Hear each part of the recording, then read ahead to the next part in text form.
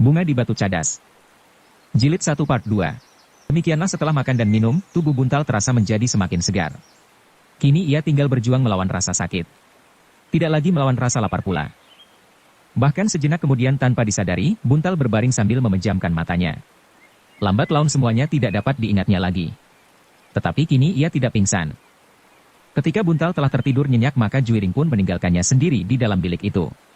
Sekali Arum menengoknya juga dari ambang pintu, namun kemudian ia pun melangkah pergi sambil menutup pintu itu. Demikianlah, maka semua yang telah terjadi itu, menjadi sebab, bahwa Buntal untuk seterusnya diminta tinggal di rumah Kiai Danatirta. Sebuah padepokan kecil di sebuah padukuhan yang subur. Padepokan yang dinamainya Padepokan Jati Aking di dekat Padukuhan Jatisari. Bukankah kau tidak mempunyai orang tua lagi? Bertanya Kiai Danatirta setelah Buntal dapat berjalan-jalan lagi meskipun kekuatannya belum pulih kembali. Ya Kiai. Aku sudah yatim piatu.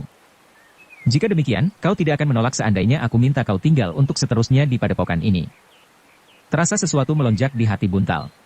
Ia tidak menyangka bahwa ia akan terdampar pada suatu tempat yang terlampau baik buat dirinya, meskipun ia sadar bahwa untuk seterusnya ia tidak akan diperlakukan seperti pada saat-saat ia masih belum dapat bangkit dan berjalan sendiri.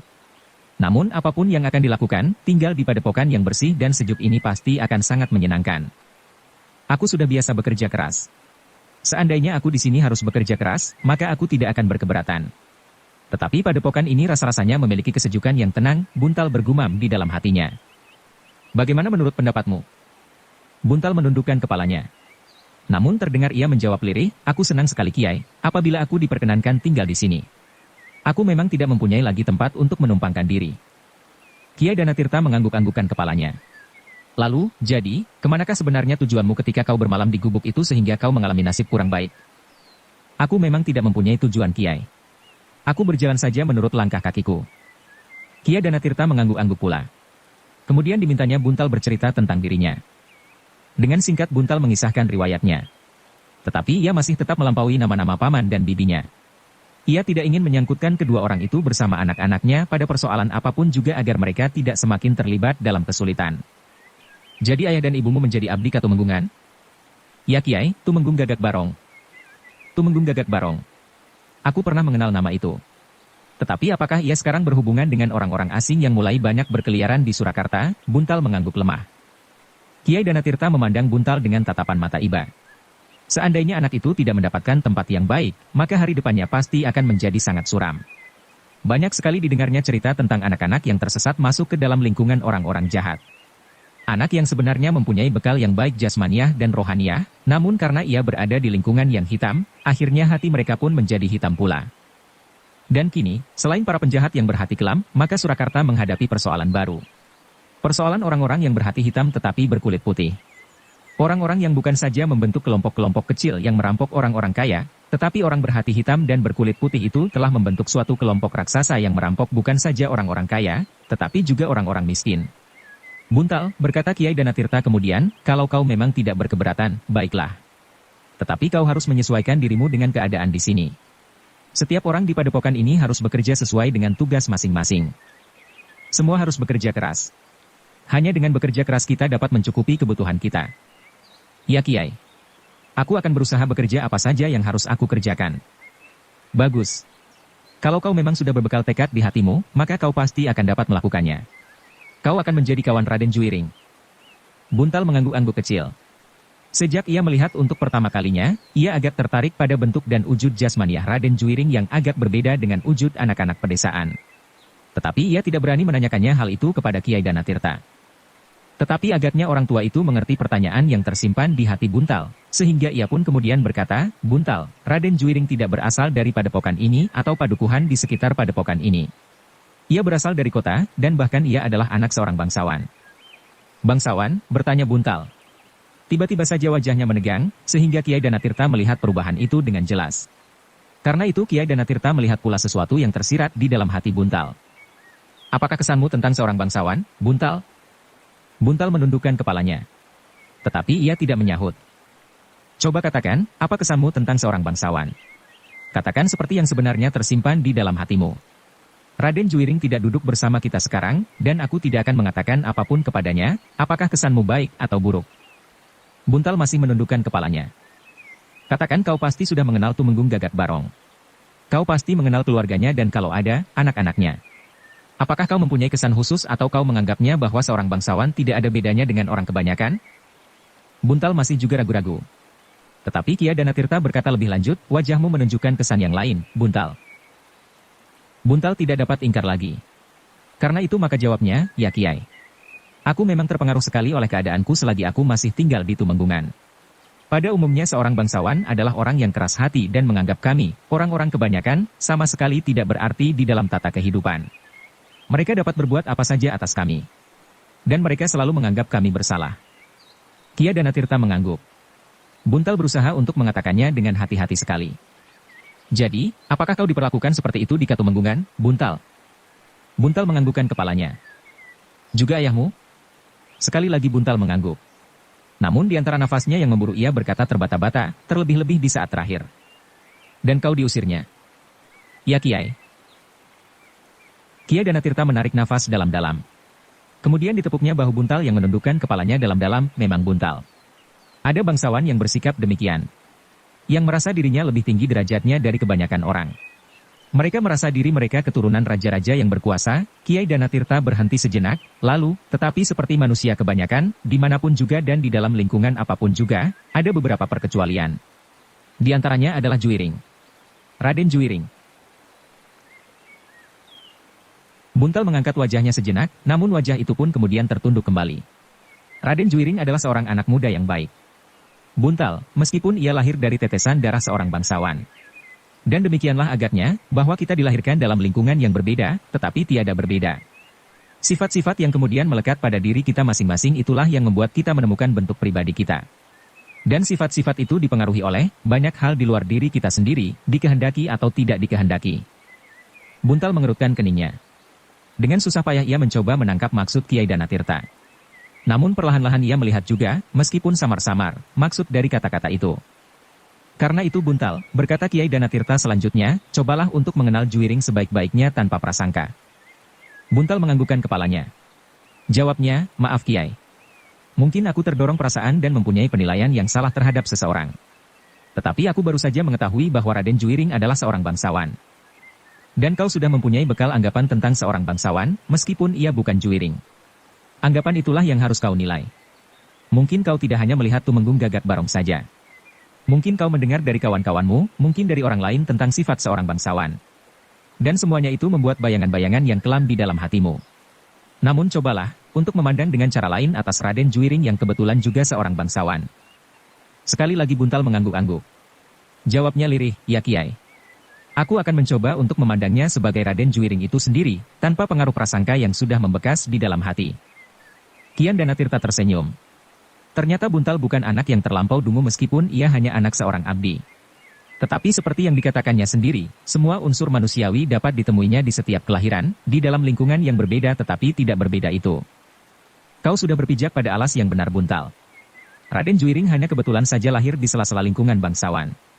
Kau harus menilainya sebagai unsur badariah.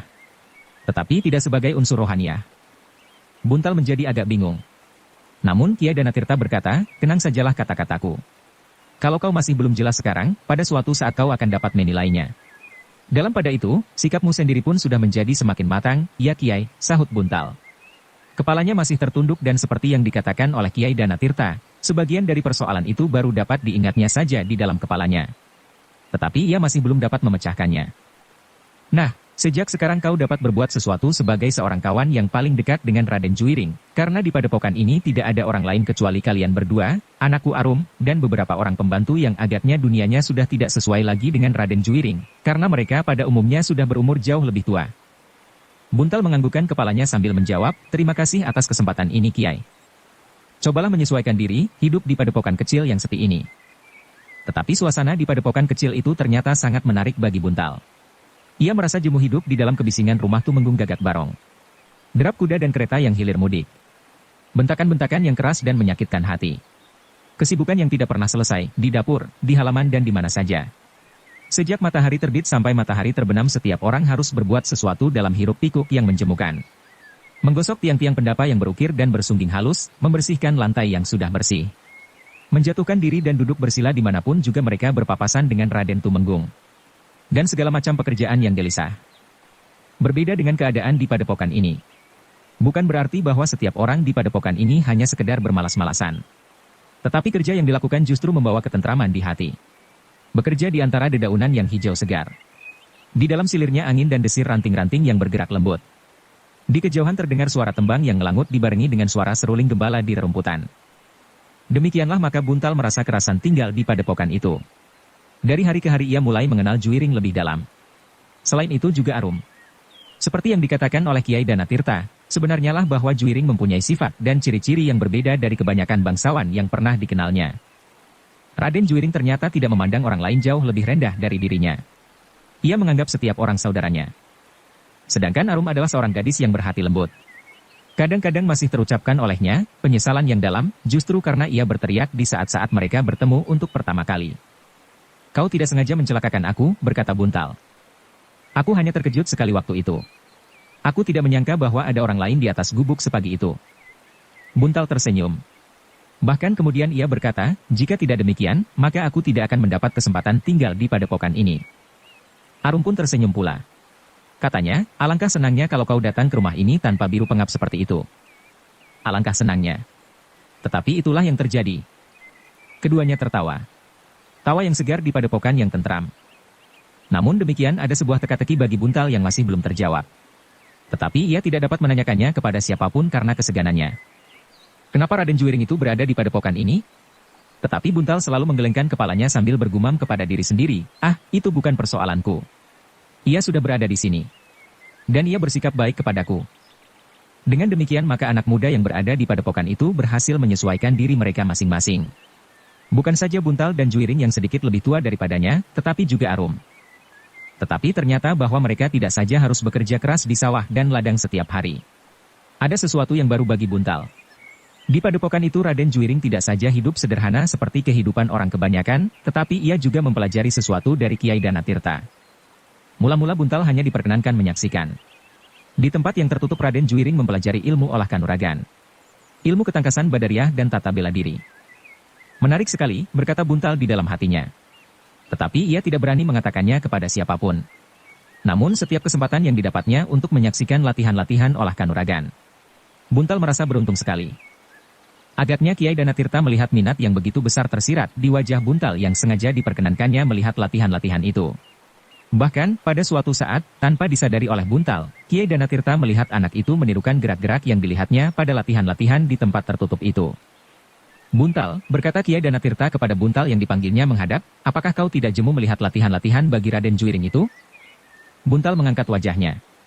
Tampak sesuatu tersirat di wajah itu. Namun kemudian wajah itu tertunduk. Perlahan-lahan terdengar Buntal menjawab, "Tidak Kiai. Aku senang sekali melihatnya." Raden Juwiring telah agak lambat mulai dengan penyadapan ilmu olah kanuragan. Tetapi aku masih berpengharapan bahwa ia akan segera maju dan menguasai ilmu yang aku berikan kepadanya. Buntal hanya dapat mengangguk-anggukan kepalanya saja. "Buntal," suara Kiai Danatirta menjadi dalam, "apakah kau juga berminat untuk ikut mempelajari ilmu semacam itu?" Sekali lagi Buntal mengangkat wajahnya. Dari sorot matanya, Kiai Danatirta melihat gejolak di dada anak muda itu. "Apakah kau juga ingin?" ulang Kiai Danatirta. "Sebenarnya lah Kiai. Tetapi aku tidak berani mengatakannya." Kiai Danatirta tersenyum.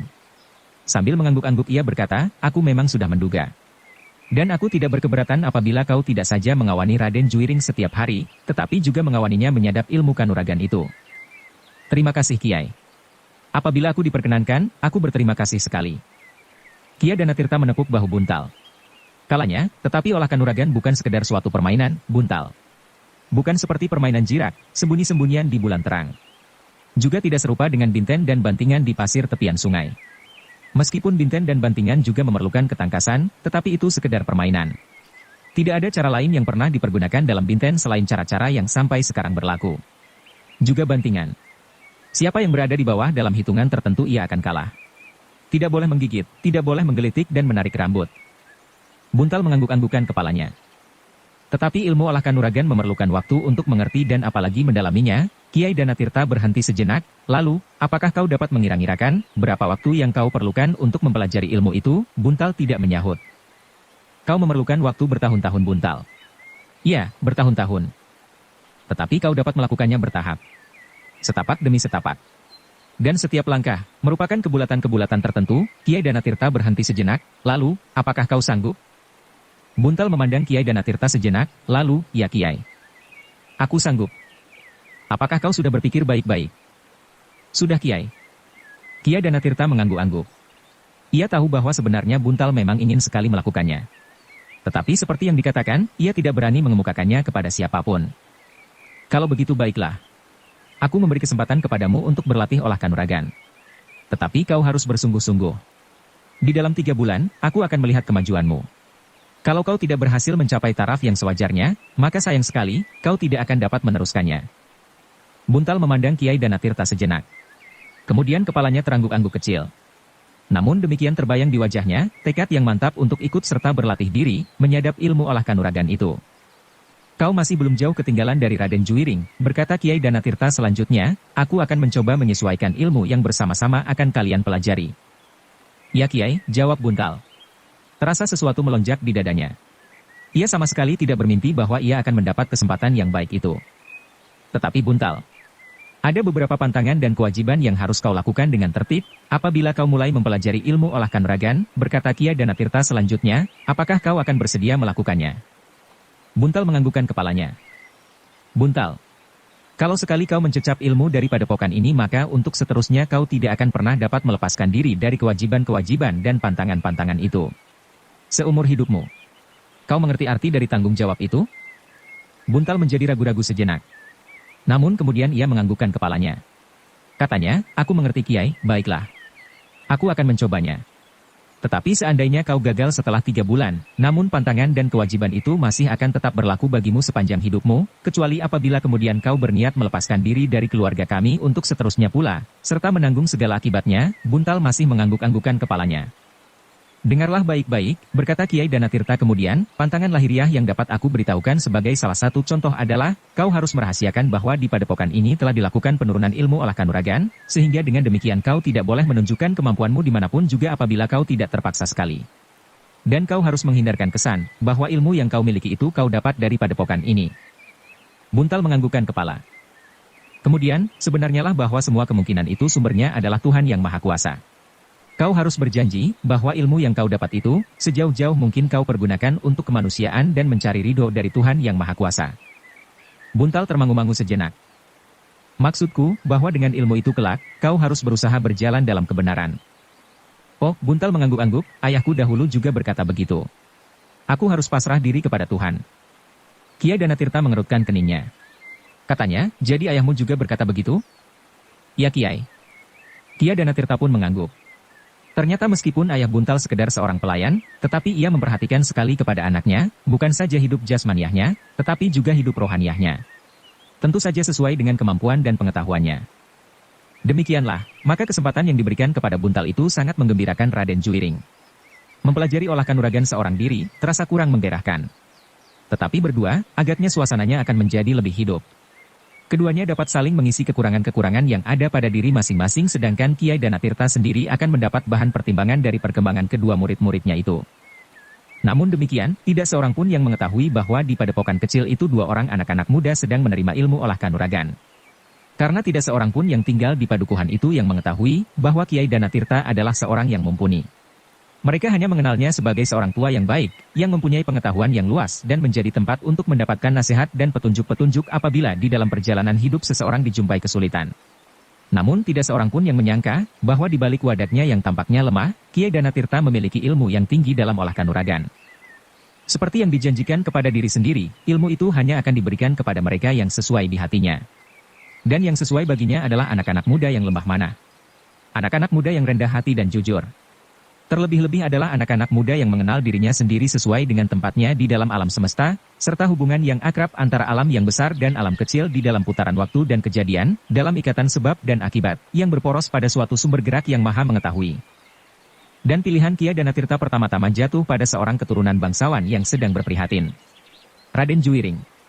Namun kemudian ia melihat sesuatu yang tidak kalah bobotnya yang terdapat di dalam diri anak muda yang sederhana, yang diketemukannya dengan cara yang aneh. Buntal. Meskipun demikian Kiai Danatirta cukup berhati-hati ia tidak segera menuangkan pokok-pokok ilmu yang sebenarnya dari ilmunya. Yang sebenarnya diberikan dalam bulan-bulan pertama sampai ketiga adalah sekedar olah kanuragan yang pada umumnya dikuasai oleh anak-anak muda dan apalagi prajurit-prajurit yang tidak mempunyai kekhususan sama sekali.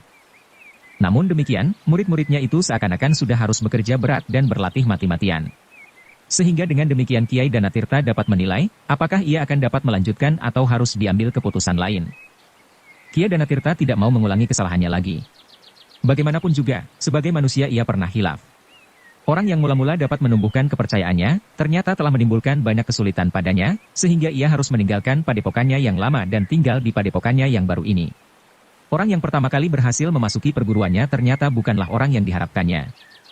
Kiai Danatirta selalu menghela nafas dalam-dalam apabila ia terkenang masa-masa lampau yang pahit itu. Tetapi seluruh kesalahan itu tidak dapat aku timpakan padanya, desisnya setiap kali, anakku juga ikut bersalah. Dan terbayang kembali hubungan yang sangat akrab antara muridnya itu dengan anak puterinya. Dan saat itu, Kiai Danatirta yang masih mempergunakan nama lain, sama sekali tidak berkeberatan. Bahkan ia mengharap bahwa muridnya itu kelak akan menjadi pewaris ilmunya, sekaligus menantunya. Tetapi ternyata harapan itu sama sekali tidak dapat terwujud. Bahkan yang terjadi adalah sebaliknya. Malapetaka. Ternyata putrinya sama sekali tidak bermaksud hidup bersama muridnya. Hubungan yang akrab itu adalah sekedar hubungan antara orang serumah. Sejauh-jauhnya hubungan antara kakak beradik. Ternyata putrinya telah menjatuhkan pilihan atas cintanya kepada orang lain. Kepada anak muda yang lain. Kiai Danatirta menarik nafas dalam-dalam. Peristiwa itu selalu mengingatkannya bahwa ia adalah seorang manusia biasa. Seorang manusia yang lemah, jasmaniah dan rohaniah. Tuhan telah menegur aku dengan cara yang sangat keras, keluh Danatirta. Aku waktu itu memang terlampau bangga atas kelebihanku dari orang-orang kebanyakan. Tetapi Tuhan telah menunjukkan kelemahanku. Kelemahan yang tidak dipunyai oleh orang lain yang aku anggap jauh lebih lemah daripadaku. Orang tua itu menarik nafas dalam-dalam, dan ia melanjutkannya di dalam hati. Ternyata yang lemah itu memiliki kekuatan, dan yang kuat itu memiliki kelemahan. Mungkin aku dapat menunjukkan kelebihanku dalam olah kanuragan, tetapi tidak dalam menuntun anak. Orang yang paling lemah di dalam olah kanuragan dapat menuntun anaknya sampai ke puncak kemampuan untuk sesuatu bidang unsur hidup manusiawi. Tetapi aku tidak. Orang tua itu mengelus dadanya dengan telapak tangannya, seakan-akan ingin menekan gejolak yang meronta-ronta di dalam dadanya itu. Terbayang kembali betapa anak perempuannya itu menolak segala nasihatnya, dan atas kehendaknya sendiri, ia telah dilarikan oleh laki-laki yang dicintainya. Namun itu bukan peristiwa yang terakhir. Muridnya yang menjadi panas tanpa setahunya telah mencari kedua anak-anak muda itu. Betapa pahitnya ketika ia kemudian mengetahui bahwa kedua laki-laki muda itu mati sampiuh di dalam satu perkelahian yang jantan. Keduanya mempergunakan keris dengan warangan yang kuat, dan kedua-duanya ternyata telah tergores oleh keris itu, sehingga jiwa mereka tidak tertolong lagi. Dengan demikian, maka tidak ada yang dapat dilakukan sebagai seorang ayah untuk mengambil anaknya kembali, anaknya yang justru telah mengandung. Hidup yang pahit itu harus ditanggungkannya. Ketika cucunya lahir, maka ibu yang selalu dibebani oleh perasaan bersalah itu tidak dapat tertahan hidup lebih lama lagi. Anak perempuan Kiai Danatirta yang melahirkan anak perempuan itu pun kemudian meninggal. Kiai Danatirta menarik nafas dalam-dalam. Cucunya itulah yang kini bernama Arum. Tetapi tidak seorang pun yang mengetahui bahwa Arum adalah cucunya. Di tempatnya yang baru itu. Sejak ia membuka padepokan kecil yang dinamainya seperti hatinya yang kering, Padepokan Jati Aking, di sebelah Padukuhan Jatisari, ia sudah menganggap Arum sebagai pengganti anaknya yang telah hilang dari hatinya itu. Dengan sepenuh hati Kiai Danatirta mendidik cucunya itu, agar ia dapat menebus kelengahannya selagi ia momong anaknya perempuan, sehingga terjadi peristiwa yang sangat membekas di hatinya. Namun tiba-tiba Kiai Danatirta itu bagaikan terlonjak di tempat duduknya. Dengan suara gemetar ia berkata kepada diri sendiri, sekarang aku telah menyediakan minyak itu di dekat api. Oh, alangkah bodohnya aku ini. Di padepokan ini sekarang ada dua orang anak muda. Aku sendirilah yang menempatkan mereka di sini. Di padepokan ini, bersama-sama dengan Arum. Kesadaran itu ternyata telah mencemaskan hati Kiai Danatirta. Sekali-sekali terbayang wajah Raden Juwiring yang selalu dihiasi dengan senyum yang menawan. Kemudian wajah Buntal yang sederhana tetapi bersungguh-sungguh penuh pengertian atas alas keprihatinan. Kiai Danatirta menarik nafas dalam-dalam. Keduanya telah terlanjur berada di padepokannya. Dan keduanya baginya adalah anak muda yang baik. Suatu masa pendadaran bagiku, berkata Kiai Danatirta, lalu, sampai umurku setua ini, aku masih harus menjalani ujian yang berat. Mudah-mudahan kali ini aku dapat mengatasinya. Dan mudah-mudahan kedua anak-anak muda ini mempunyai perhatian yang berbeda dari muridku yang dahulu. Atau tergantung kepadaku, bagaimana caraku mengarahkan hubungan mereka bertiga. Namun kesadaran itu telah membuat Kiai Danatirta menjadi berhati-hati. Dan ia merasa bersyukur atas kenangan yang selalu membayang, sehingga seakan-akan ia selalu dihadapkan pada sebuah cermin untuk selalu melihat cacat di wajahnya. Dan setiap kali Kiai Danatirta selalu berkata, bukan saja kepada diri sendiri, tetapi juga kepada murid-muridnya, di dalam kekuatan terdapat kelemahan, dan di dalam kelemahan terdapat kekuatan. Tetapi pada pekan-pekan pertama ia mulai memberikan latihan kepada muridnya itu, telah timbul suatu persoalan baru bagi Kiai Danatirta. Anaknya, Arum minta kepadanya dengan sepenuh hati, bahkan sambil merengek, agar ia diperkenankan ikut mempelajari olah kanuragan. Kau seorang gadis, berkata ayahnya, tidak menjadi kebiasaan seorang gadis mempelajari olah kanuragan, tetapi aku ingin sekali ayah. Biarlah orang lain tidak. Kalau ayah mau menurunkan ilmu itu kepada orang lain, kenapa tidak kepadaku? Kepada anaknya, meskipun aku seorang perempuan, Arum. Mempelajari ilmu kanuragan bukanlah sekedar menjadi seorang yang tangguh. Tetapi sesuai dengan wadak seorang laki-laki, ia pantas pergi dari satu tempat ke tempat yang lain untuk mengamalkan ilmunya. Tetapi tidak bagi seorang gadis. Tidak pantas sama sekali, dan bahayanya jauh lebih dahsyat dari seorang laki-laki. Apakah seorang laki-laki tidak dapat menjumpai bahaya? Apakah seorang laki-laki tidak akan pernah menjumpai lawan yang melampauinya, tetapi selalu demikian bagi perempuan? Dan perempuan selalu tidak akan dapat melepaskan diri dari bahaya? Bukan begitu Arum. Bahaya yang paling besar bagi seorang laki-laki adalah maut. Tetapi tidak bagi perempuan. Kau mengerti? Masih ada bencana yang lebih dahsyat dari maut, justru karena ia terlepas dari maut itu. Arum menundukkan kepalanya, ia mengerti maksud ayahnya.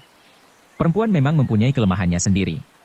Mungkin dalam sebuah perjalanan ia bertemu dengan orang yang tidak dapat dikalahkannya. Tetapi orang itu tidak membunuhnya. Dan karena justru ia tidak dibunuh itulah ia akan jatuh ke dalam neraka yang lebih jahat dari mati. Tetapi tiba-tiba saja Arum mengangkat wajahnya sambil menyahut dengan serta-merta, aku akan membunuh diri di dalam keadaan yang demikian. Arum, suara Kiai Danatirta merendah, bunuh diri bukannya penyelesaian yang baik. Justru seorang yang bunuh diri akan menjumpai persoalan tanpa selesai, karena persoalannya beralih menjadi persoalan dan pertanggungan jawab kepada Tuhan yang Maha Penyayang. Jelasnya bunuh diri apapun alasannya adalah perbuatan dosa. Baiklah, aku tidak akan membunuh diri. Tetapi aku akan memilih melawan sampai mati seperti laki-laki. Apabila kebetulan saja aku mengalami peristiwa yang pahit itu. Kiai Danatirta menarik nafas dalam-dalam. Hati anak perempuannya itu memang keras, sekeras hati ibunya.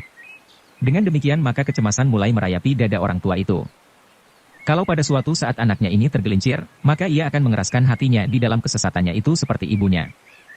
Karena Kiai Danatirta tidak segera menjawab, maka Arum mendesaknya, kenapa ayah diam saja? Baiklah aku memikirkannya Arum. Kenapa harus dipikirkan? Tunggulah sehari dua hari.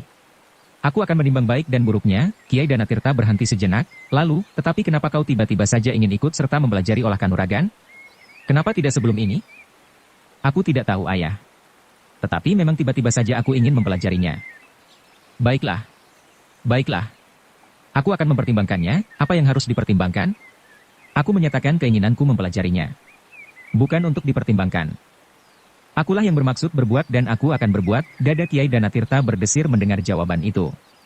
Jawaban itu mirip benar dengan jawaban ibunya ketika ia mencoba mencegahnya berhubungan dengan seorang laki-laki di luar padepokannya. Ibu Arum itu menjawab, ayah tidak perlu mempersoalkannya. Akulah yang akan kawin. Bukan ayah. Karena itulah, akulah yang memutuskannya. Pada saat itu, hampir saja ia menampar mulut anaknya. Untunglah bahwa ia masih dapat mengendalikan dirinya, meskipun saat itu ia mengancam, kalau laki-laki itu masih datang lagi kepadamu, aku bunuh dia. Tetapi yang terjadi justru anaknya dibawa lari, dan muridnya lah yang membunuh laki-laki itu sampiuh dengan kematian sendiri. 2 jiwa telah menjadi korban. Sejenak Kiai Danatirta merenung. Namun karena ayahnya tiba-tiba saja memandang ke kejauhan, dan bahkan terbayang perasaan yang pedih di matanya tanpa diketahui sebab yang sebenarnya, Arum menjadi berdebar-debar. Ia menyangka bahwa kata-katanya lelah menyakiti hati ayahnya. Sama sekali tidak terbayang di kepalanya bahwa ayahnya yang sebenarnya adalah kakeknya itu sedang membayangkan suatu masa lampau yang panjang. Ayah, tiba-tiba Arum berjongkok di hadapan ayahnya yang duduk di bibir amben, kenapa ayah merenung? Oh, Kiai Danatirta terkejut. Kemudian ia pun tersenyum sambil berkata, tidak apa-apa Arum. Apakah kata-kataku melukai hati ayah? Kiai Danatirta menarik nafas dalam. Jawabnya, tidak Arum. Tetapi ayah ingin anaknya menuruti kata-katanya. Tentu saja, ayah tidak selalu benar. Tetapi kadang-kadang seorang tua, betapapun bodohnya, mempunyai firasat tentang anak-anaknya. Maafkan aku ayah, suara Arum merendah, aku tidak akan memaksa ayah. Aku akan menurut segala nasihat ayah. Aku hanya sekedar menyatakan keinginan hatiku. Tetapi terserahlah kepada ayah. Kiai Danatirta menarik nafas dalam-dalam. Inilah bedanya Arum dengan ibunya. Ternyata Arum mempunyai kelembutan di samping kekerasan hatinya. Karena Kiai Danatirta tidak segera menjawab, maka Arum pun berkata pula, apakah ayah marah kepadaku? Oh, tidak. Tidak Arum. Aku tidak marah. Tetapi ayah diam saja. Aku sedang berpikir. Ayah tidak usah memaksa diri untuk mengambil keputusan sekarang. Aku akan menunggu. Kiai Danatirta memandang Arum sejenak. Kemudian sekali lagi ia tersenyum, ya. Kau memang harus menunggu. Meskipun Arum kemudian meninggalkan Kiai Danatirta, namun Kiai Danatirta masih tetap dibebani oleh persoalan itu. Dicobanya untuk menilai untung ruginya. Permintaan Arum baginya merupakan suatu persoalan yang memang baru. Ibunya dulu sama sekali tidak tertarik pada olah kanuragan. Bahkan sebagian hidupnya telah dihabiskannya bekerja di sawah dan di dapur. Dan sebagian yang lain untuk dengan diam-diam menemui laki-laki yang kemudian melarikannya. Apakah ada baiknya aku memberi kesempatan kepada Arum untuk mempelajari olah kanuragan? Pertanyaan itu mulai merayap di hatinya, ia akan mempunyai suatu perhatian khusus di dalam hidupnya. Namun demikian, Kiai Danatirta masih selalu dibayangi oleh keraguan-raguan. Ia memang pernah mendengar atau membaca di dalam kitab-kitab, bahwa pernah ada raja-raja perempuan di tanah Jawa ini. Pahlawan-pahlawan perempuan di cerita pewayangan dan prajurit-prajurit perempuan. Tetapi lingkungannya sendiri belum pernah melahirkan seorang perempuan yang mumpuni di dalam olah kanuragan. Aku akan melihat kemungkinan-kemungkinannya, berkata Kiai Danatirta kemudian kepada diri sendiri. Sebagai seorang yang memiliki ilmu yang masak, maka Kiai Danatirta mampu menilai setiap unsur gerak dari ilmunya dari beberapa segi. Dan itulah sebabnya, maka sejak ia mulai mempertimbangkan kemungkinan memberikan ilmu kanuragan kepada Arum, Kiai Danatirta mulai melakukan penilaian lebih saksama lagi atas ilmunya. Di malam hari, ketika seisi padepokan itu sudah tidur, maka masuklah ia ke dalam bilik tertutupnya. Dia matinya kembali setiap tata gerak dari yang paling sederhana sampai kepada yang paling sulit. Tiba-tiba Kiai Danatirta mengangguk-anggukkan kepalanya. Ia menemukan beberapa unsur gerak yang dapat disesuaikan dengan kemampuan kodrati seorang perempuan. Tetapi Kiai Danatirta masih belum puas dengan penemuannya yang hanya sekedar unsur-unsur gerak yang terselip di dalam keseluruhan tata gerak, sehingga tidak merupakan suatu kebulatan yang utuh. Namun justru karena itu, maka Kiai Danatirta ternyata telah memulai dengan suatu kerja yang baru. Menyusun ilmu kanuragan khusus untuk seorang perempuan, namun yang tidak kalah dahsyatnya dari ilmu yang diperuntukannya bagi seorang laki-laki berdasarkan perbedaan wadatnya. Setiap kali Kiai Danatirta bertemu dengan Arum, tampaklah pertanyaan tersirat di wajah anak itu. Tetapi Kiai Danatirta masih belum memberikan jawaban. Dan betapapun gelisahnya dada gadis itu, namun Arum juga tidak bertanya kepada ayahnya. Dalam pada itu, Raden Juiring dan Buntal masih teras melakukan latihan-latihan di bawah tuntunan Kiai Danatirta. Meskipun masih merupakan gerak-gerak dasar dan bersifat umum, tetapi kedua anak-anak muda itu merasa bahwa mereka harus bekerja keras dan dengan penuh kesungguhan. Ternyata kedua anak-anak muda itu memberikan kepuasan kepada Kiai Danatirta. Keduanya adalah anak-anak yang baik. Dan keduanya mempunyai tubuh yang memungkinkan bagi mereka untuk melakukan latihan-latihan yang berat seperti yang dikehendaki oleh Kiai Danatirta. Namun di malam hari, apabila padepokan itu sudah sepi, Kiai Danatirta masih berada di bilik tertutup itu sendiri.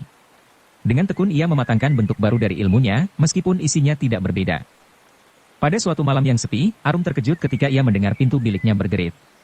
Dengan serta-merta ia bangkit dan duduk di pembaringannya. Namun gadis itu menarik nafas dalam-dalam ketika ia melihat ayahnya berdiri di muka pintu. Apakah kau sudah tidur Arum? Arum menggelengkan kepalanya, belum ayah. Udara panas sekali sehingga aku tidak dapat tidur. Ayahnya mengangguk-angguk.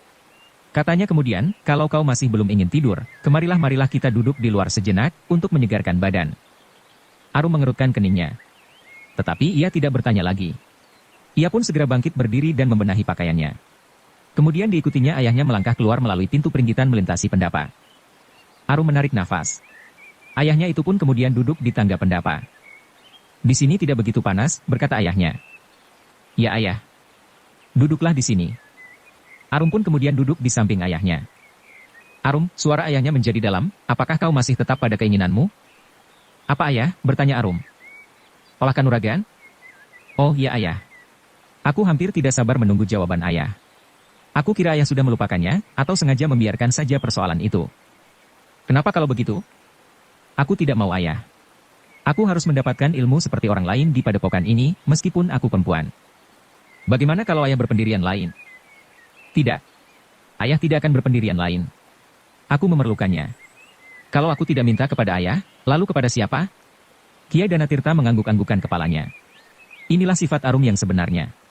Sekeras sifat ibunya. Namun Kiai Danatirta pun kemudian berkata, jadi kau telah mencabut pendirianmu itu? Pendirian yang mana? Aku tidak pernah mencabut sikap yang telah aku tentukan. Arum, berkata ayahnya, bukankah kau mengatakan waktu itu kepada ayah, bahwa kau menyerahkan semuanya kepadaku? Apakah aku akan mengizinkan atau tidak? Bukankah kau tidak akan memaksa ayah dan menurut segala nasihat ayah? Oh, kepala gadis itu pun tertunduk. Perlahan-lahan ia berdesis, maafkan ayah. Aku memang tidak akan memaksa ayah dan aku akan menurut segala kehendak ayah. Kia Danatirta menarik nafas dalam-dalam. Di samping sifat-sifatnya, Arum telah berhasil menguasai dirinya sendiri meskipun kadang-kadang terlepas. Tetapi untuk seterusnya, ia harus berhati-hati, agar Arum tetap dapat memelihara keseimbangan itu. Bahkan agar ia semakin dekat dengan penguasaan diri tanpa memanjakan perasaannya. Dan inilah kelebihan Arum dari ibunya. Melihat Arum menundukkan kepalanya dalam-dalam dengan penuh kecewa, Kiai Danatirta menjadi iba. Karena itu maka katanya, bagus Arum. Kau adalah anak yang baik. Kau akan tetap menurut nasihat ayah dan tidak akan memaksa. Bukankah begitu? Ya ayah, suara Arum dalam sekali. Bahkan hampir tidak terdengar, karena Arum sedang berusaha untuk menahan air matanya yang telah memanasi pelupuknya. Tetapi tiba-tiba ia terperanjat ketika ayahnya berkata, Arum. Tetapi bukankah aku belum mengatakan keputusanku tentang permintaanmu? Arum mengangkat wajahnya. Seperti harapan membayang di wajahnya. Tanpa sesadarnya ia bertanya, jadi maksud ayah? Kia Danatirta menarik nafas dalam-dalam. Perlahan-lahan ia berkata, Arum. Sebenarnya memang kurang lazim seorang gadis mempelajari olah kanuragan. Namun karena kau adalah anakku, maka aku telah mencoba untuk menyingkirkan kejanggalan itu dari hatiku. Sebelum Kia Danatirta melanjutkan kata-katanya, Arum telah melonjak dan berlutut di hadapan ayahnya sambil berkata, terima kasih ayah. Terima kasih. Sebuah senyum yang cerah membayang di bibirnya, meskipun di matanya secercah air telah membasahi pelupuknya. Namun sebenarnya Kiai Danatirta mempunyai kepentingan yang lain pula. Ia ingin mempergunakan keinginan Arum untuk mempelajari ilmu kanuragan itu sebagai cara untuk menghindarkan kemungkinan-kemungkinan yang tidak dikehendaki, justru karena di padepokan itu sudah terlanjur terdapat 2 orang anak-anak muda.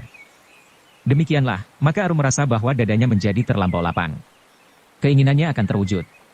Bukan saja laki-laki yang boleh menyadap ilmu kanuragan, tetapi ayahnya kini sudah memperkenankannya untuk ikut serta. Tetapi, berkata ayahnya, kau harus tetap seorang gadis Arum. Kau harus tetap berlaku sebagai seorang gadis. Dan kau harus tetap menunjukkan sifat-sifatmu di antara kawan-kawanmu. Kau tidak boleh menunjukkan perubahan apapun yang terjadi pada dirimu, seandainya kelak kau berhasil menguasai ilmu kanuragan ini. Aku berjanji ayah. Dan kau tidak pernah ingkar janji? Arum tersenyum. Tetapi ia tidak menyahut. Bersambung ke jilid 1 part 3. Dukung kami dengan subscribe, follow, like, komen dan share. Terima kasih.